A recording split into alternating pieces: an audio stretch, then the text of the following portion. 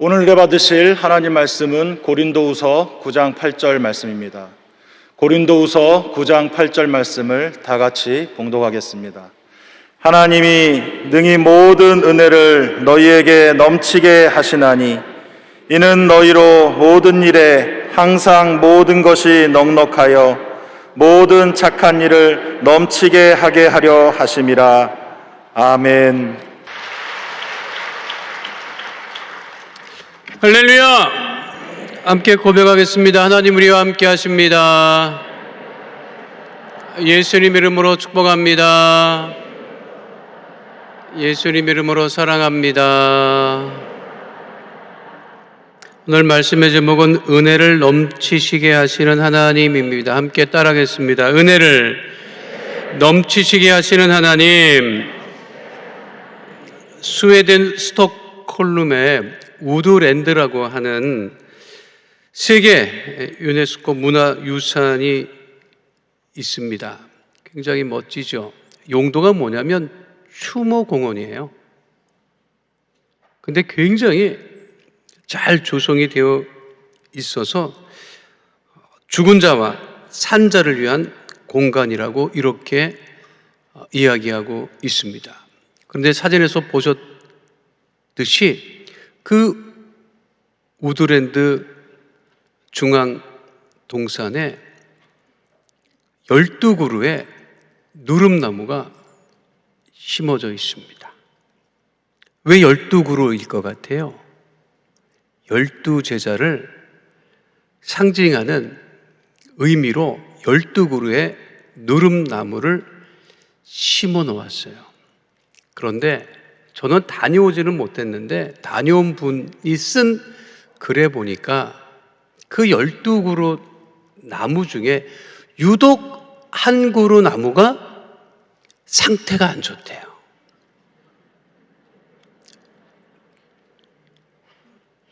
무슨 이름이 붙은 나무겠어요? 그래, 가룟유다예요. 사람들이 그 나무 앞에만 서면 온갖 그냥 안 좋은 감정들을 배출하는 것 같다라고 거기를 다녀오신 분이 그렇게 글에 써서 언젠가 저도 방문하게 되면 한번 확인을 해 봐야 되겠다 하는 생각을 가져보았습니다. 가룟유다는 우리가 잘 알다시피 은혜로 시작했다가 은혜를 잃어버린 대표적인 사람이에요. 시작은 은혜로 시작을 했어요. 예수님의 부르심의 은혜를 따라서 시작은 했지만 끝은 은혜로 끝맺지 못했던 인물이 예수님의 12제자 중에 가룟 유다입니다. 신약 성경에 이 은혜라고 하는 단어가 제일 많이 나오는 성경이 어디겠어요? 고민하지 마세요. 오늘 성경 본문이 고린도 후서잖아. 그러면 고린도 서신이겠구나 이렇게 생각하면 돼요. 그래서 본문을 그렇게 선택을 한 것이니까 신약 성경 중에 은혜라고 하는 단어가 제일 많이 나와 있는 성경 본문이 고린도 서신입니다. 고린도 전후서에 은혜라고 하는 단어가 제일 많이 나와요. 그런데 이 고린도 교회는 우리가 잘 알다시피 하나님의 은혜도 많았고 은사도 많았어요. 그렇죠. 모든 성령의 그 은사들이 그 고린도 교회 바울이 이 서신을 전할 때 자세하게 언급되어 있을 정도로 고린도 교회는 은사도 많았고 은혜도 많았는데 동시에 문제도 많이 가지고 있었어요. 그러니까 은혜가 많은 가운데서도 은혜를 누리지 못했던 성도들이 여러 가지 문제를 일으켰던 교회가 이 고린도 교회요, 고린도 교회 성도였던 것입니다.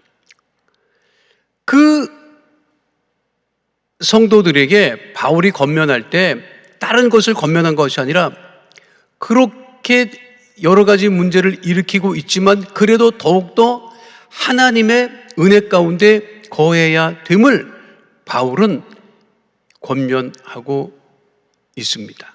오늘 성경 본문에 보면 우리 하나님은 어떤 하나님이냐면 은혜를 넘치시게 하시는 하나님이라고 하는 거예요. 따라하겠습니다. 우리 하나님은 모든 은혜를 넘치게 하시는 하나님이십니다. 하나님에게는 은혜가 넘쳐요. 우리가 사는 세상에는 뭐가 넘쳐요? 죄가 넘쳐요. 죄가 어디에 가장 많이 넘치는 것 같아요? 형무소에 가장 죄가 많이 넘치는 것 같아요? 형무소에는 죄가 넘치진 않아요. 죄인이 넘치지. 죄인이 넘치지 죄는 넘치지 않아요. 죄를 범할 수 있는 기회가 많지 않아요. 형무소에는 죄인이 많을 뿐이에요. 근데 우리가 사는 세상은 죄인도 많고 죄도 많아요. 세상은 드러나지 않는 죄인들이 많아요. 요즘에 뭐 신문에 보니까 정치하는 분이 뭐 털면 뭐 안 털릴 사람이 어딨냐는 둥, 뭐 그냥 보면 뭐 누구는 뭐 그걸 어떻게 발견했는지 뭐 어떤 무슨 뭐가 있다는 둥, 뭐 요즘에 정말 이게 정말 밖에 나오기가 진짜 누구랑 말하기도 조심스럽고 뭐 이게 보통 이게 여러분들 이렇게 좀 왔다 갔다 했잖아요. 집에서 나왔지요. 교회까지 왔지요. 아무도 모를 것 같지요, 여러분. 여러분, 우리나라의 CCTV가 얼마나 잘 되어 있는지 여러분들이 집에서 나와서 교회까지 나왔을 때 모든 게 다 여러분 추적이 돼요. 여러분들 가지고 있는 그 스마트폰은 위치 추적도 돼. 어디에 있는지 다 알아요. 여러분들이 카드 쓰잖아요. 여러분들이 카드 쓴 게 다 내용이 어딘가든 저장이 되어 있어서 뭐 이거는 어떻게 해볼 수가 없어요. 아마 우리가 다니면서 이게 했던 모든 것들을 다 찍어서 이렇게 보면 이 죄를 엄청 많이 지었을 거야. 뭐 그냥 뭐 운전하시는 분은 뭐 슬금슬금 뭐 가기도 하고 뭐 이렇게 뭐 하고 뭐 여러 가지 그런 것들이 있죠. 세상에 넘치는 것은 뭐냐면 죄예요. 근데 하나님에게 넘치는 것은 무엇이냐? 그것은 은혜라는 거예요. 근데 그 은혜가 어디에서 넘치느냐? 바울은 분명하게 말씀한 바 있습니다. 죄가 넘치는 곳에 은혜도 넘친다는 거예요. 그 참 하나님의 은혜가 참 정말 은혜가 넘치는 곳에 은혜가 더 넘치는 것 같지만 실제로 은혜라고 하는 것은 죄가 넘치는 곳에 은혜가 더 넘친다는 거예요. 그게 로마서 5장 20절에 분명하게 언급되어 있죠. 함께 합니다. 율법이 들어온 것은 범죄를 더하게 하려 함이라. 그러나 죄가 더한 것에 은혜가 더욱 넘쳤나니. 죄가 은혜를 덮는 것이 아닙니다. 은혜가 죄를 덮는 거예요. 그게 은혜인 거예요. 죄가 은혜를 덮을 수가 없어요. 근데 은혜는 모든 죄를 덮는다는 거예요. 그러니까 죄는 은혜 앞에서 무력해집니다. 예수님의 보혈은 우리의 죄를 덮고 우리의 죄를 속죄하시는 은혜의 보혈인 거죠. 히브리서 9장 12절 말씀 함께 하도록 하겠습니다. 염소와 송아지의 피로 하지 아니하고 오직 자기의 피로 영원한 속죄를 이루사 단번에 성소에 들어가셨느니라. 우리가 찬송했죠. 마음에 가득한 의심을 깨치고 속죄함 주 예수 내 죄를 속했네. 그 속죄라고 하는 단어가 히브리어 카파르인데 이 속죄라고 하는 말의 뜻은 무엇이냐면 덮는다, 가린다 라고 하는 뜻이에요. 예수의 보혈의 그 피가 우리의 죄를 덮고 우리를 은혜 가운데 하나님의 자녀가 되게 했다고 하는 것입니다. 우리가 바라봐야 될 것은 무엇이냐면 세상의 죄가 아니라 은혜를 넘치게 하시는 그 은혜를 바라보고 은혜를 사모해야 된다는 거예요.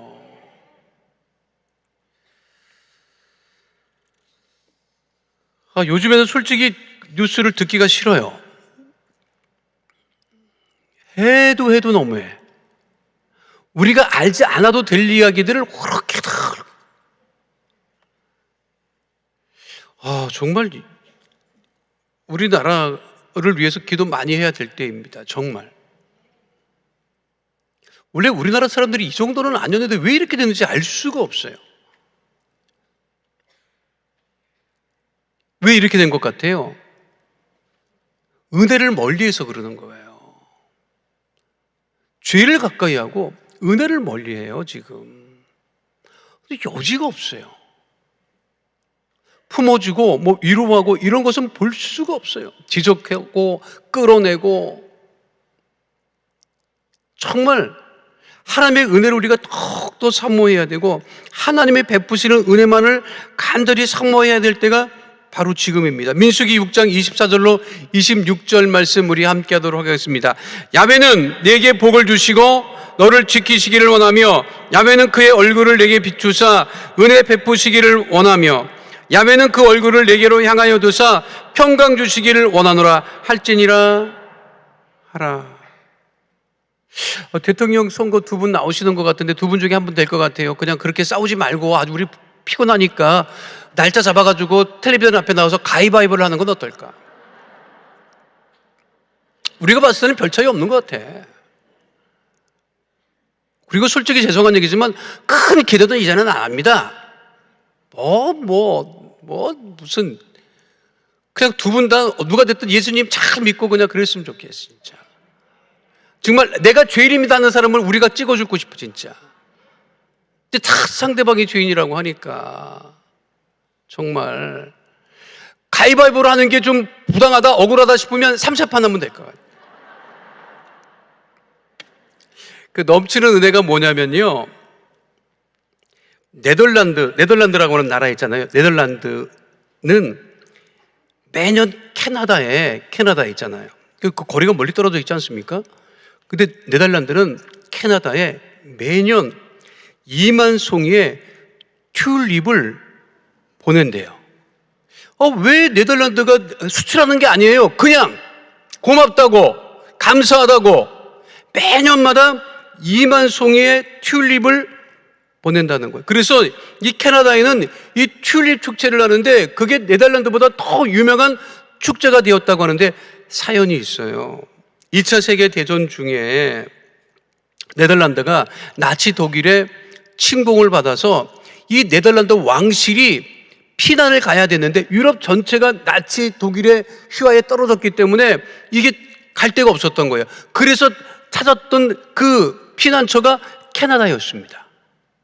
그런데 캐나다로 이 왕실이 피신을 해야 되는데 그때 줄리 아나라고 하는 공주가 출산을 앞두고 있었대요. 그런데 네덜란드 법에는 네덜란드 땅에서 낳아야 왕실로 인정을 받는 거예요. 그런데 전쟁통에 캐나다로 가서 그 캐나다 땅에서 아이를 낳아버리면 그 왕손이 될 수가 없는 거예요. 근데 안 피할 수는 없으니까 가야 되는 거예요. 근데 그 소식을 캐나다 정부가 듣고 그 줄리아나 그 공주가 머무는 그 지역을 네덜란드 땅으로 인정을 해버렸어요. 그러니까 취해법권이라고 하잖아. 이곳은 우리 땅이 아닙니다. 네덜란드 땅입니다. 여기서 아이를 낳으면 당연히 네덜란드 땅에서 낳은 것입니다. 이곳이 고마워서 지금까지도 고마운 그 은혜를 베풀어 준 것에 고마움으로 매년마다 2만 송이의 튤립을 보낸다고 합니다.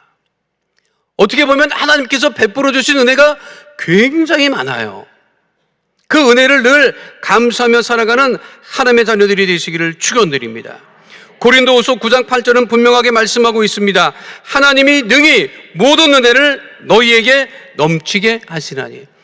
목사님, 나는 한 해 동안 은혜를 진짜 누리지를 못하고 은혜를 어떻게 은혜 얘기를 많이 하는데 난 은혜를 체험해 본 적이 없습니다 하시는 분 혹시 있을지 모르겠어요. 은혜가 뭔지 아십니까? 은혜는 아주 쉽게 말씀드리면 호랑이가 우리 안에 있는 게 은혜예요. 여러분이 동물원에 갔는데 호랑이가 우리 안에 있는 게 그게 은혜라고. 그 호랑이가 밖으로 나와서 왔다 갔다 하면 큰일 납니다, 여러분. 은혜가 무엇이냐? 여러분, 집에 우리 자랄 때는 찬장이라고 그랬는데 요즘 뭐라 그러지? 싱크대? 뭐가 됐든 간에 거기 그릇들 있지요? 그릇 있지요? 그게 그대로 있는 게 은혜야, 여러분. 이게 밖으로 나와갖고 막 다 깨져 있고 막 하면 진짜 골치 아프지. 빨래통 안에 빨래가 그대로 들어있는 게 그게 은혜라는 거예요. 식탁 위에 올려져 있는 것들이 그대로 있는 게 은혜라는 거야. 여러분들이 지금 가만히 앉아있잖아. 안 흔들리지? 여러분, 그게 은혜라는 거예요. 다른 게 은혜가 아니에요. 다른 데서 무슨 은혜를 찾아, 여러분.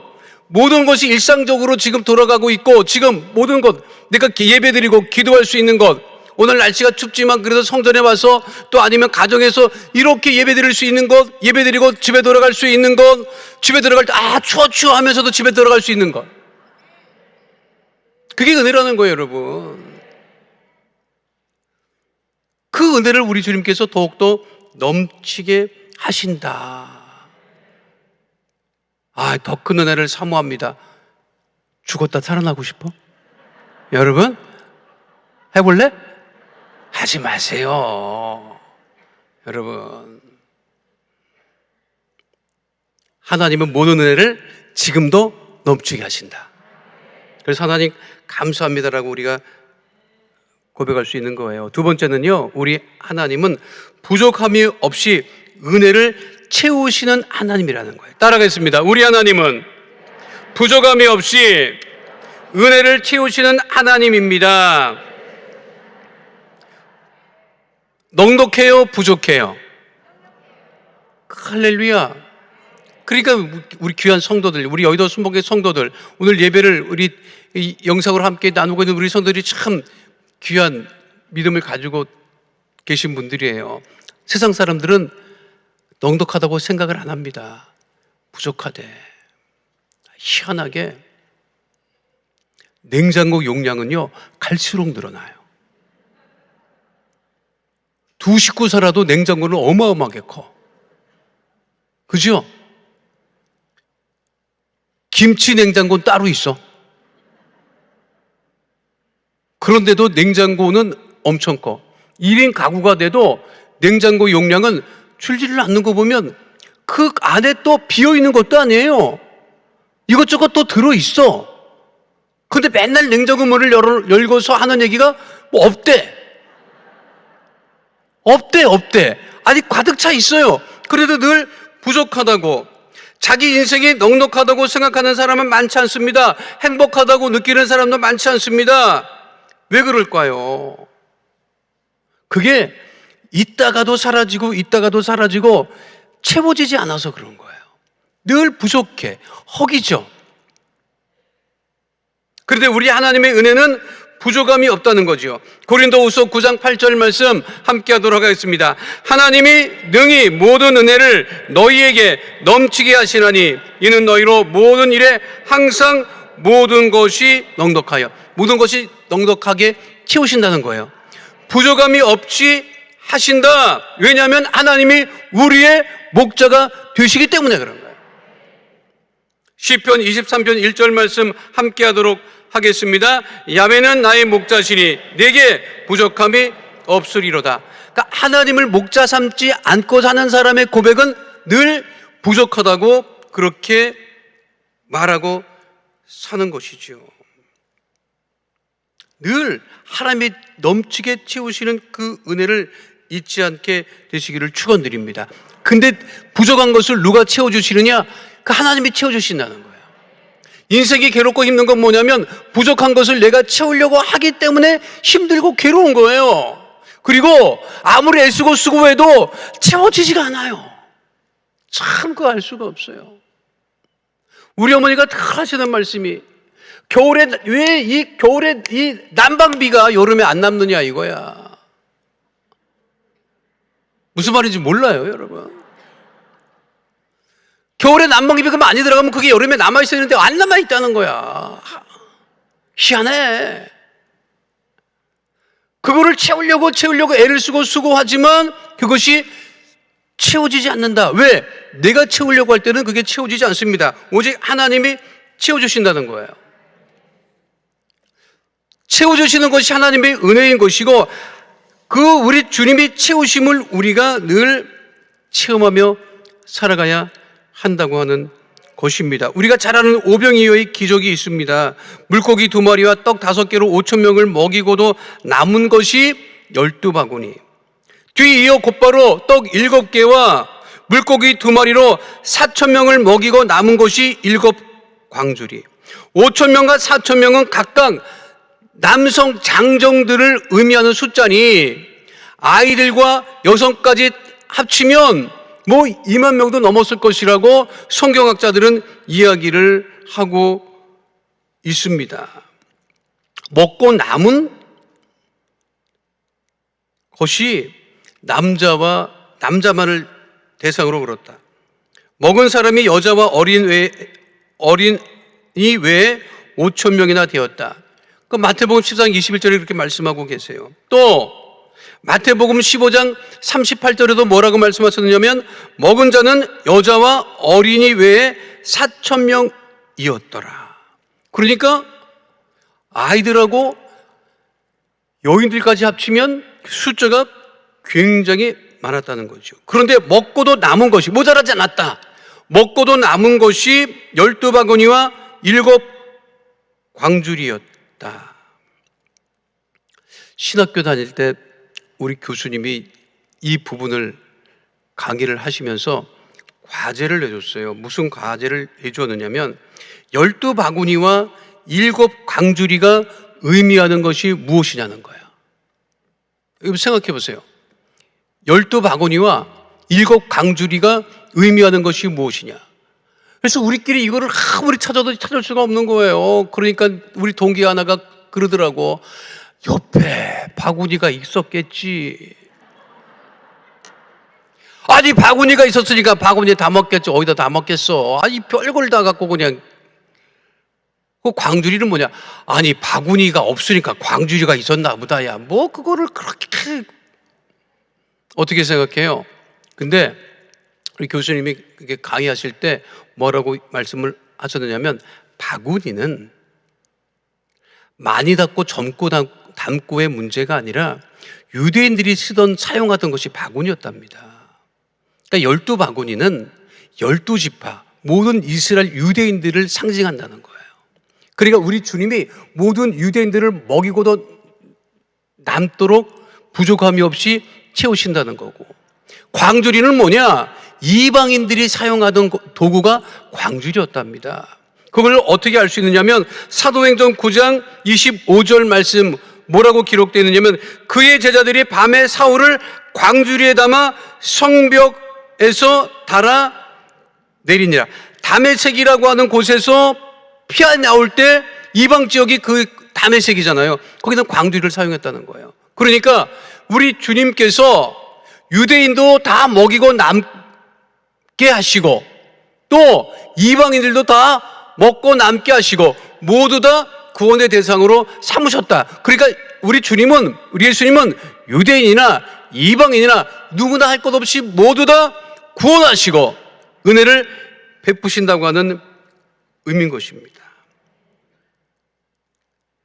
여러분, 우리 인생에 부족함이 없는 오병이어의 기적이 넘쳐나게 됨을 잊지 않는 하나님의 자녀들이 다 되시기를 축원드립니다. 마지막 세 번째는요, 우리 하나님은 착한 일을 넘치게 하시는 하나님이십니다. 따라하겠습니다. 우리 하나님은 착한 일을 넘치게 하시는 하나님입니다. 고린도후서 9장 8절 말씀 함께 하도록 하겠습니다. 하나님이 능히 모든 은혜를 너희에게 넘치게 하시나니 이는 너희로 모든 일에 항상 모든 것이 넉넉하여 모든 착한 일을 넘치게 하게 하려 하심이라. 고린도 교회는 말씀드렸던 것 같이 은혜도 넘쳤고 은사도 넘쳤는데 착한 일은 넘치지 않았던 것 같아요. 그러니까 서로 그냥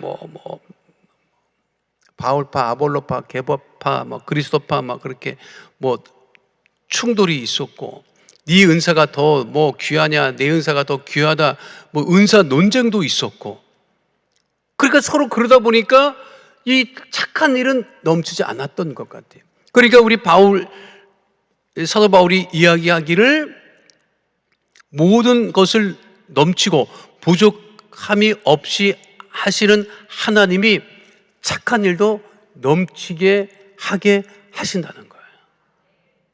우리 하나님의 자녀들은 특별히 연말이 되면 이 착한 일을 안 하면 좀 불안하지 않습니까, 여러분? 안 불안해요? 목사님, 지나고 보니까 1년 동안 착한 일을 해본 경험이 한 번도 없습니다 라는 생각이 드는 분은 아직도 올해가 다 간 것이 아니니 한 번이라도 기억에 남게 착한 일을 행하시는 우리 주의 자녀 다 되시기를 축원드립니다. 믿지 않는 사람은 천국을 누가 간다고 믿고 있어요? 믿지 않는 사람들은 천국을 누가 간다 그래? 착한 일 하면 가는 줄 알아. 여러분, 그 사람들은 우리가 다 착한 일을 하는 줄 알아. 왜 가끔 예수 믿는 사람들을 향해서 욕하느냐? 다 착한 줄 알았는데 저 인간이 안 착한 것 같거든. 나보다 더한 것 같거든. 그러니까 배신감을 느껴갖고 막 그러는 거예요. 다른 게 아니라. 그 설교 준비하다 이 착한 일에 대한 이해를 열심히 찾아서 여러 가지를 찾았는데 오래전부터 내려오던 어느 우리나라 가수와 관련된 착한 일이 있었어요. 여러분들 1980년 초에 기도하는 그 노래하는 그러면 그랬잖아. 지금도 여러분 그때 하는 분들 여기 나와 좀 있을 거야. 그분 있잖아요. 그분 이야기예요. 조윤기 목사님하고 성이 같잖아. 지금도 스캔들도 없지. 그분은 참 정말 가수 활동을 변함없이 내놓으라고 하나. 옆에 사람한테 묻지 마세요. 누구냐고. 그분이 1980년 초에 아주 굉장했어요. 부르는 노래마다 히트를 하고 그냥 길거리 다니면 다 그냥 그분의 노래만 엄청 나왔을 때예요. 그런데 하루 그렇게 바쁘게 활동을 하고 있을 그때 그분에게 직접 연락이 안 되니까 그분 매니저한테 한 통의 전화가 연결됩니다. 전화를 하신 분은 저 시골의 한 요양병원의 원장님이었어요. 전화 내용이 뭐냐면 자신의 병원에 입원 중인 13살 먹은 소녀 아이가 그 가수의 노래를 듣고 갑자기 눈물을 흘렸다는 것이에요. 그럴 수 있잖아요. 14살 아이가 감수성이 예민하니까 그 가수의 노래를 듣고 눈물을 흘릴 수 있지 않겠어요? 그런데 그 요양병원 원장님이 하시는 말씀이 그 아이가 눈물을 흘리고 자기 감정을 내보인 것이 8년 만에 처음이라는 거예요. 요양병원에 일찍 들어와서 생활하면서 8년 만에 처음으로 그 노래를 듣고 자기 감정을 드러냈기 때문에 그 소식을 들은 부모가 그것이 너무 기뻐서 이 아이를 데리고 그 가수에게 갈 수가 없으니 당신 매니저니까 당신 가수한테 얘기를 해서 그 부모가 얘기를 하는데 돈은 얼마든지 줄 수 있다더라. 그러니 이 요양병원에 와서 그 소녀 앞에서 노래를 한번 불러달라고 요청을 하니 내가 원장으로서 그것이 너무 간절한 그 이야기이기 때문에 전화를 한번 해봤다. 당신 가수가 우리 병원에 와서 그 아이 앞에서 노래를 불러줄 수 있겠느냐? 돈은 얼마든지 준다 하더라. 그때 한번 이분이 나가서 행사장에 가서 노래를 부르면 수천만 원씩 받을 수 있었던 그 때였는데 그 매니저가 그 이야기를 듣고 얘기를 했답니다. 가수에게 이러한 전화를 받았다. 어떡할까? 그랬더니 그 가수가 그 즉시로 지금 가자고 하더래요. 근데 그날 행사가 4개나 있었기 때문에 갈 수가 없었음에도 불구하고 행사 다 취소하시고 위약금을 물어주고라도 다 취소하십시오. 지금 갑시다. 갔답니다. 그 요양병원에 가니까 뭐 요양병원에 뭐 난리가 났지요. 느닷없이 그 대형 유명 가수가 찾아왔고, 그리고 그 소녀를 도착하자마자 면회를 청해서 그 아이 앞에서 노래를 불렀다네요. 그 아이가 너무 놀래서, 그 상상할 수 없었던 일이 벌어지니까 그 앞에서 엄청 울었대, 그 아이가. 그 부모도 따라 울고, 그리고 병원에 있는 모든 사람도 놀래서 그리고 그 아이를 안아주고, 그리고 그 CD에 사인해준 거를 전해주고 돌아서 나오는데 그 엄마가 막 쫓아 나오더래요. 그러면서 뭐라고 했는지 알아요? 돈을 어디로 얼마를 붙여드릴까요? 약속을 했으니까. 제가 돈을, 너무 고마운데 제가 돈을 얼마나 어디로 보내면 되겠습니까? 라고 그렇게 물었을 때 그 가수가 뭐라고 얘기를 했느냐? 따님이 오늘 흘린 눈물이 제가 평생 벌었던, 또 앞으로 벌게 될 돈보다 더 비쌉니다. 그 한마디 하고 출발하더라는 거예요. 그거를 지켜보던 매니저의 고백이었던 거예요.